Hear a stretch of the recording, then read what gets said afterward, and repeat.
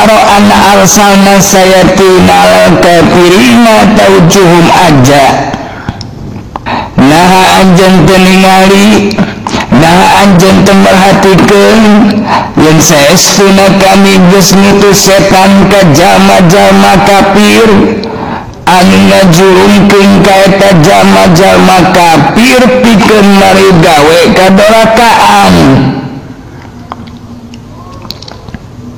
Jadi ayeuna mun orang rek ngalindung ka Gusti Allah tina laknat nu dibawa jeung disebarkeun ku setan kumaha carana maca ta'ud a'udzu billahi minasyaitonir rajim aku berlindung kepada Allah dari godaan setan yang terkutuk. Nah cukup ku kitu wungkul kumaca wungkul mun cukup kumaca kitu wungkul tapi naha loba jalma nu maca ta'ud malah mah macana ge lain sakali dua kali. Aya nu maca ta'ud 13 kali, aya nu maca ta'ud 113 kali, malah mah aya nu macana 1000 kali tapi masih kene kena ku setan. Naon sababna? Di antara sababna nyaeta ku sabab macana teu dibarengan ku makrifatna jeung teu dituluikeun kana gawena. Mun diumpamakeun ku syariat mah umpamana teh kieu ujang teh aya maksud jam 4 teh ka imah amang. Ari teh jam 4 teh turun hujan.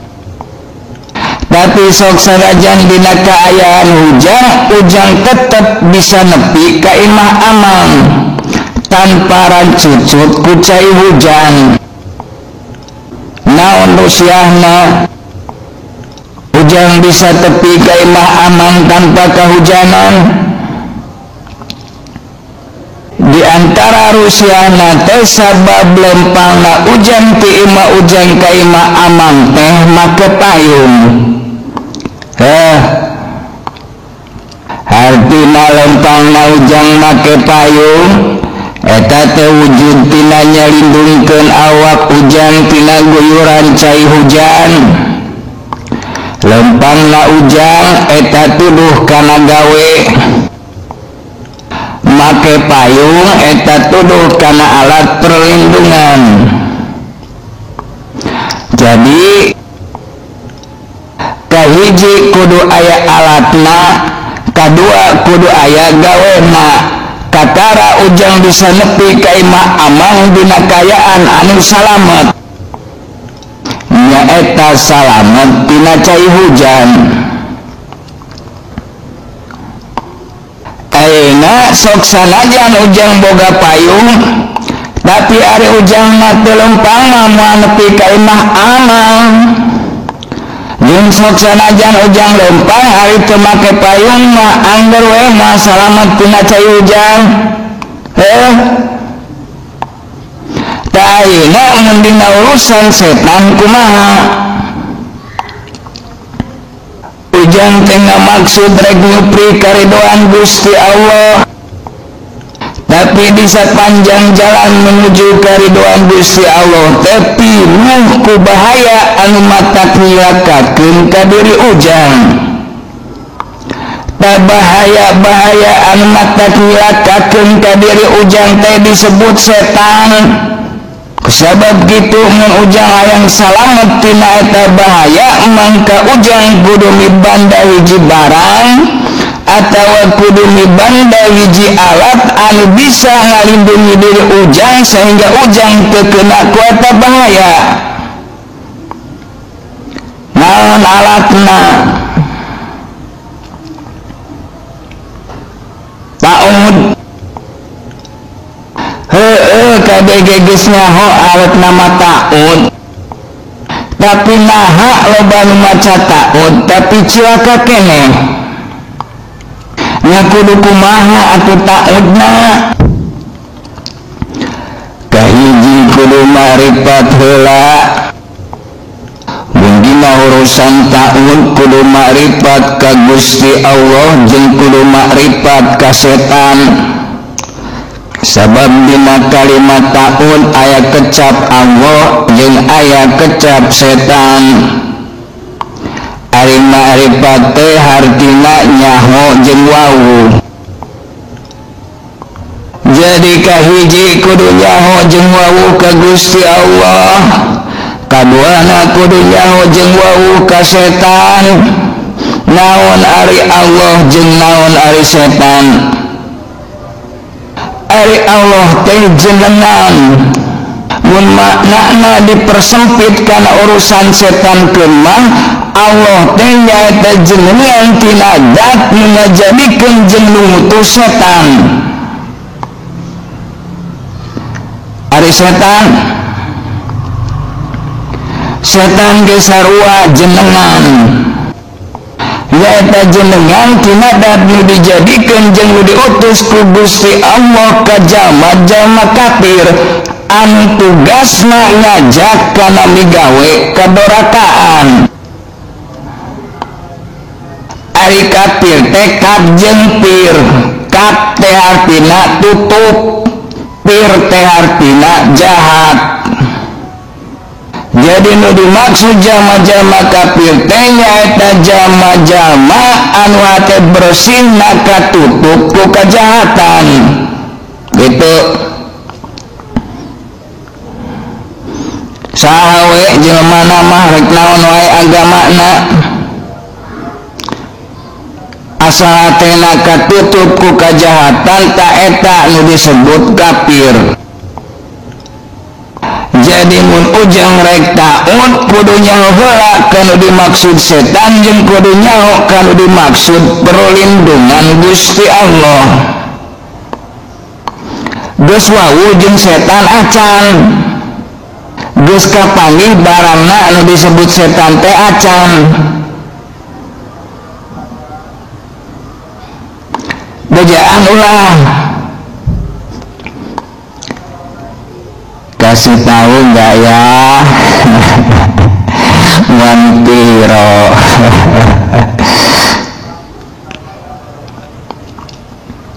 ari hakikatna setan nyaeta nafsu opat perkara alladzi waswisu fi sudurin nas nyaeta anu sok kecewas-kecewis dina jero dada manusia tegasna dina jero dada urang masing-masing nyaeta anu ngajak kana migawe kadorakaan nu dimaksud nafsu opat perkara teh nyaeta amarah lawamah sawiyah jeung muhamah namun ditingali tina sudut pandang kesenanganana nafsu anu opat eta boga kesenanganana masing-masing anu berbeda-beda anu kudu dikenyahokeun ku urang masing-masing amun urang rek nyalindungkeun diri ka Gusti Allah tina laknat nu disebarkeun ku setan kahiji nafsu amarah ari nafsu amarah kesenanganana atawa syahwatna teh diantarana nyaeta kana angkara murka contohna seperti kana perdebatan kana papasiaan kana perkelahian kana permusuhan jeung kana pemilikan kekuasaan nalika terjadi persoalan jeung batur cek amarah mah eueuh deui jalan pikeun nyelesaikeunana teh kecuali dengan kekerasan kecuali dengan penindasan dengan penganiayaan dengan kesewenang-wenangan dengan main hakim sorangan Jadi kapuasanana teh amarah mah puas lamun geus bisa nyusahkeun batur, puas mun geus bisa ngelehkeun batur, puas mun geus bisa ngabangkrutkeun batur, puas mun geus bisa nyelakakeun batur, puas mun geus bisa maehan batur. Jeung deui amarah eta nyaeta anu ngobarkeun syahwat kana kakawasaan. Amarah macan ngerasa puas mencan menang kekuasaan, asal bisa menang kekuasaan reku maha wae carana siap laksanakan, reku cara perang oke, reku cara kudeta siap, reku cara konspirasi boleh, reku cara adu domba tuna naon, reku cara fitnah boleh-boleh saja, reku cara ngecorkeun getih, reku cara kumaha wae no problem. Nu penting mah bisa berkuasa. Gitu.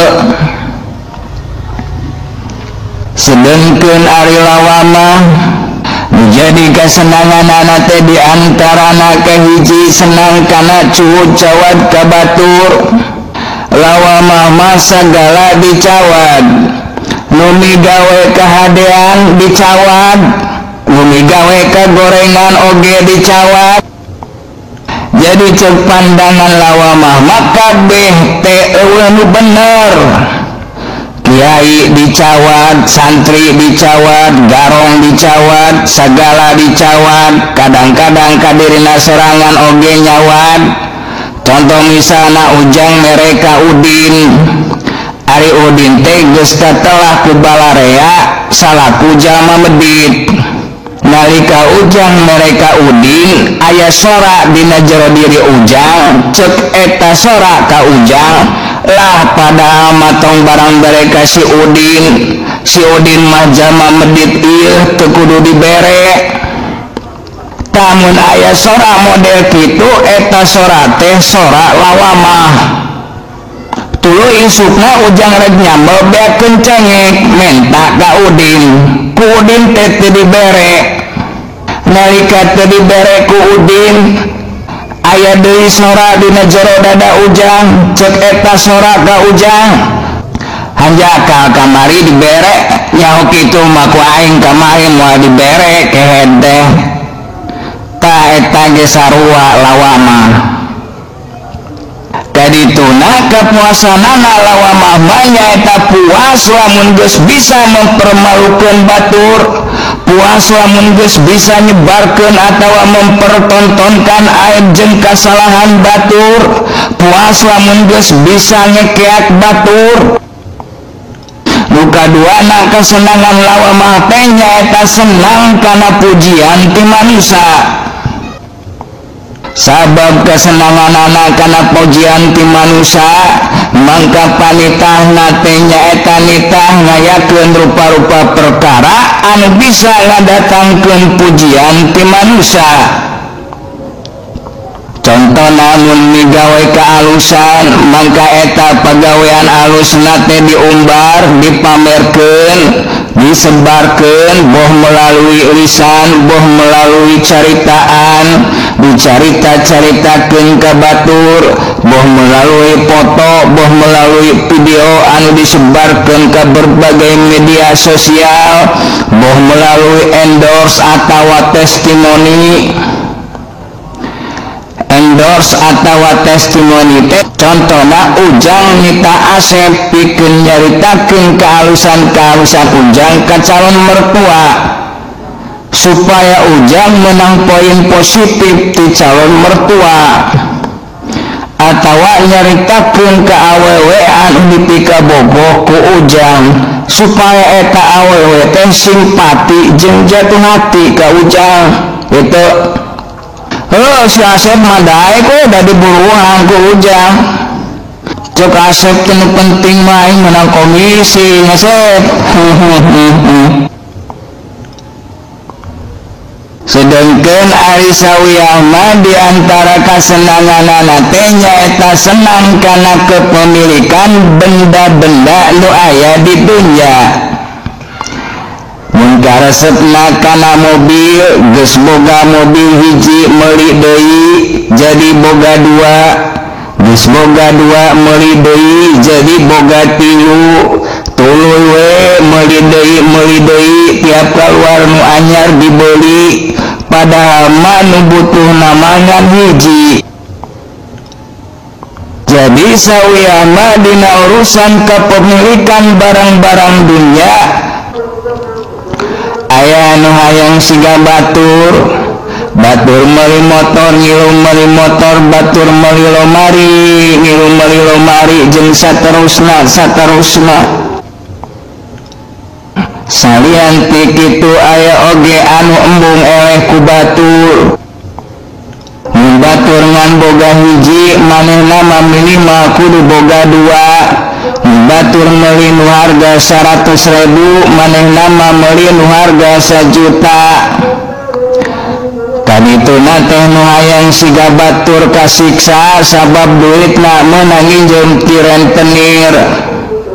Unggal poe diudag-udag tagihan pusing 7 keliling ditagih ku bank keliling nya kitu deui nu hayang leuwih ti batur kasiksa sabab sieun aya nu maling sabab nu dipimili ku manehna nyaeta barang-barang anu pangmahalna antupna teu bisa tibrasare tiap aya sora nolotrek ngorejat deui tak kitu lawamah mah senang mengumpulkan barang-barang anu bakal ditinggalkeun jadi ngan saukur dijadikeun alat pikeun pupujieun batur wungkul. Aya nu ngumpul-ngumpulkeun sapatu saimah eusina sapatu hungkul, aya nu ngumpul-ngumpulkeun tas saimah eusina tas hungkul, aya nu ngumpul-ngumpulkeun barang-barang elektronik jeung sajabana, aya oge nu ngumpul-ngumpulkeun awewe aya nu ngumpul-ngumpul awewe gejang. Istri resmi nama hiji tapi istri sirina salapan giliran maot tapi nu salapan terpanting torojo mental hak warisan mental bagian tina harta pusaka tungtungna teh terjadi sengketa marebutkeun harta warisan tah kitu sawiama. Jadi sawiama kapuasanana teh nyaeta puas mun geus bisa siga batur jeung puas mun geus bisa ngaleuwihan batur dina urusan kepemilikan benda-benda dunya gitu. Sedengkeun ari mulhamah diantara kasenanganana teh nyaeta senang ngadimbangkeun ka manusia. Mulhamah mamote karna teh dina urusan ngabimbangkeun atawa dina urusan ngamangmangkeun hate manusia. Kumaha carana sangkan manusia hirup dina kamangmangan, kumaha carana sangkan manusia hirup dina jiwa anu labil. Diantarana kahiji ku cara memperalat pikiran dijadikan alat pikeun ngayakeun rupa-rupa alasan, pikeun ngayakeun rupa-rupa sangkaan, rupa-rupa bantahan anu ngahujah kana kayakinan. Puasna teh mulhamah mah nyaeta puas lamun geus bisa ngisedkeun hate manusia tina kayakinan kana kamangmangan. Sehingga nu tadina yakin jadi teu yakin sabab eleh hujah ku pikiran anu diprovokasi ku mulhamah taeta ka jero. Sedengkeun mun kaluar sarua kaluar ge kitu mun jalma geus kapangaruhan ku mulhamah kadituna teh senang mempengaruhi batur supaya batur robah tina kayakinanana. Kadituna deui senang memprovokasi batur supaya batur mari gawe perkara anu berlawanan jeung kayakinanana. Gitu. kadua kasenangan anak Muhammad teh nyaeta senang kana gado-gado. Ari gado-gado teh nyaeta mencampur adukan antara anu hak jeung nu batil, mencampur adukan antara kataatan jeung kamaksiatan, mencampur adukan antara katauhidan jeung kamusyrikan, mencampur adukan antara keimanan jeung kakafiran, mencampur adukan antara ritual agama jeung ritual budaya, mencampur adukan antara syukur jeung kufur jeung saterusna. Nukeun aku Muhammad kana ibadah mah getol, kana ilmu agama mah menguasai, ngan jiwana osok labil, masih bisa kene dipangaruhan boku sora anu asal ti dirina, boku sora anu asal ti luar dirina.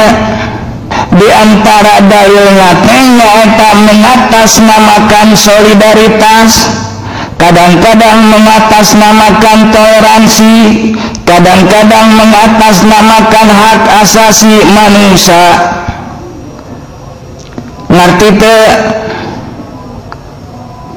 Ngerti mah pokona mah kitu, berarti teh kudu make contoh. Lain geus ngerti mah. Hiji tah kepanggih barangna nu dingaranan setan.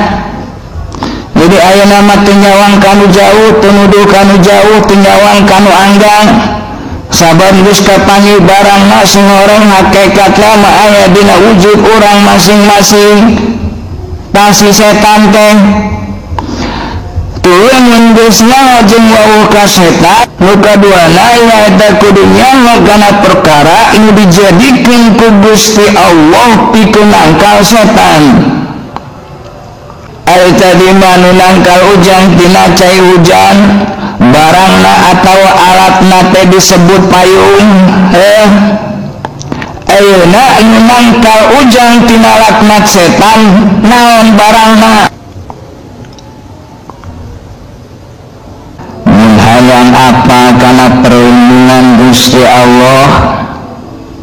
Perlindungan Gusti Allah teh dina urusan jeung setan mah nyaeta sesuatu milik Gusti Allah, anu nalika eta sesuatu dipake ku ujang maka ujang teh jadi aman, jadi terlindungi tina bahaya laknat setan, sehingga ujang bisa selamat, bisa joron ing menempuh perjalanan menuju karidoan Gusti Allah. Mun hayang panggih jeung barangna tanyakeun ka iblis. Iblis mah apaleun? Cek iblis dina Al-Qur'an, qala babi ijjatika la ughwiyannahum ajmain illa ibadaka minhumul muhlasin. Nyarita iblis nalika diutus di alam langgeng ke alam pana, anu tugasna nyebarluaskeun laknat kagungan Gusti Allah. Cek iblis ka Gusti Allah, demi keagunganmu saya akan sesatkan mereka semuanya kecuali orang-orang yang beribadah kepadamu dengan ikhlas. Nah iya barangna anu disebut perlindungan Allah, anu bisa nangka kana laknat nu disebarkeun ku setan. Barangna teh nyaeta amal ibadah anu ikhlas karena Allah.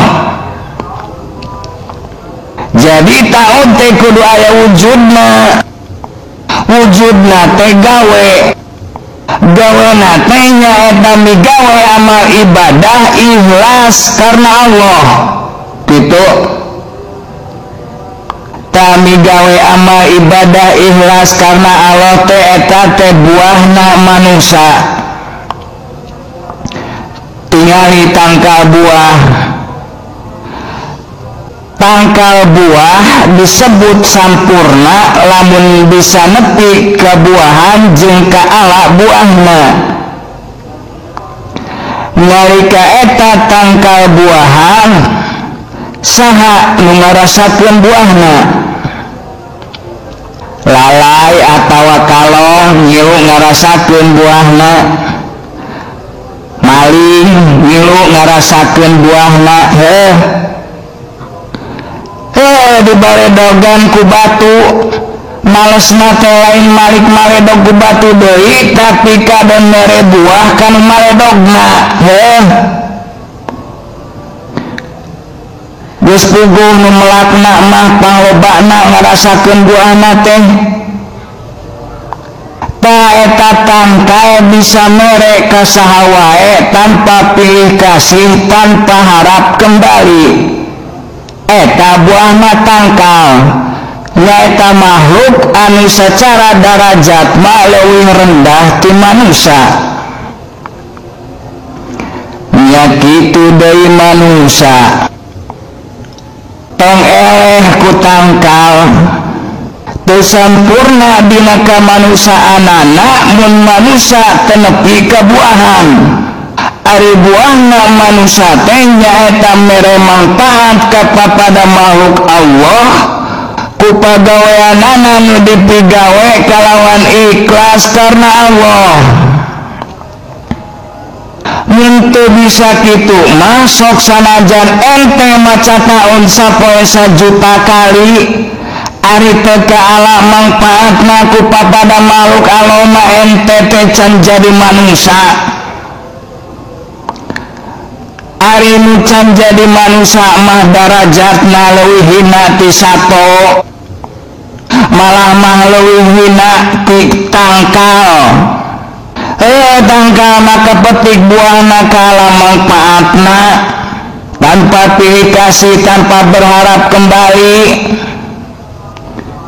Piraku orang tu bisa ngabijieun mangpaat kepada makhluk ku tekad, ku ucap, ku lampah, ku tanaga, ku akal, ku ilmu, ku rizki nu aya di diri orang masing-masing anu dipigawe karena Allah.